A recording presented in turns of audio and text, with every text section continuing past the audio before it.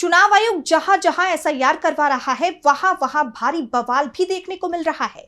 इसी सिलसिले में अब बंगाल में एसआईआर प्रक्रिया के दौरान बवाल मच गया है। बीएलओ को अतिरिक्त काम सौंपे जाने की वजह से अब उनका गुस्सा चुनाव आयोग पर फूट पड़ा है और उन्होंने आयोग के खिलाफ मोर्चा खोलते हुए काम छोड़ने तक की चेतावनी दे दी है। एसआईआर प्रक्रिया के दौरान ये घटनाक्रम चुनाव आयोग की कार्यशैली पर कई तरह के सवाल खड़े कर रहा है। देखिए ये रिपोर्ट। पश्चिम बंगाल में एसआईआर की प्रक्रिया जारी है। इस दौरान राज्य में बूथ लेवल अधिकारियों ने चुनाव आयोग के खिलाफ मोर्चा खोल दिया है।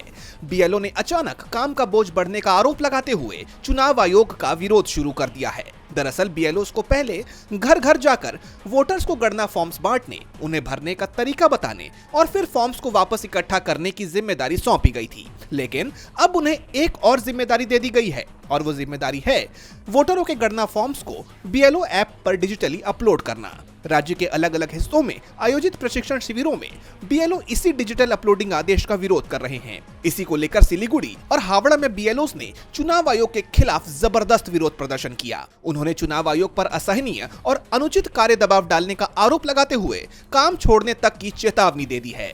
सिलीगुड़ी के दीनबंधु मंच में चल रहे डिजिटल डेटा एंट्री प्रशिक्षण सत्र के दौरान कई बीएलओस नारेबाजी करते हुए ट्रेनिंग सेंटर से बाहर आ गए। उनका कहना है कि चुनाव आयोग ने अचानक डिजिटल डेटा एंट्री शुरू करने और ट्रेनिंग लेने का निर्देश दिया, जिसे इतने कम समय में पूरा करना असंभव है।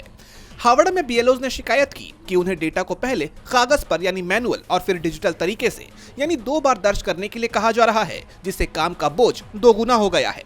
कई बुजुर्ग अधिकारी टेक्नोलॉजी से अपरिचित हैं और इस अचानक बदलाव से तालमेल बिठाने में उन्हें मुश्किल हो रही है।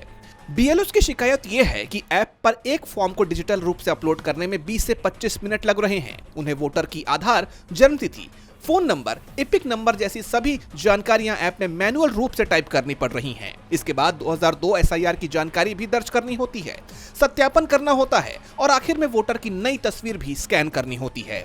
इस विरोध के बीच राष्ट्रीय चुनाव आयोग के अधिकारी 21 नवंबर को राज्य के दौरे पर आ रहे हैं।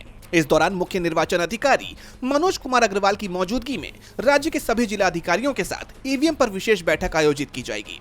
अब इस विरोध की आवाज कोलकाता के मुख्य निर्वाचन अधिकारी यानी सीईओ कार्यालय तक पहुंच गई है।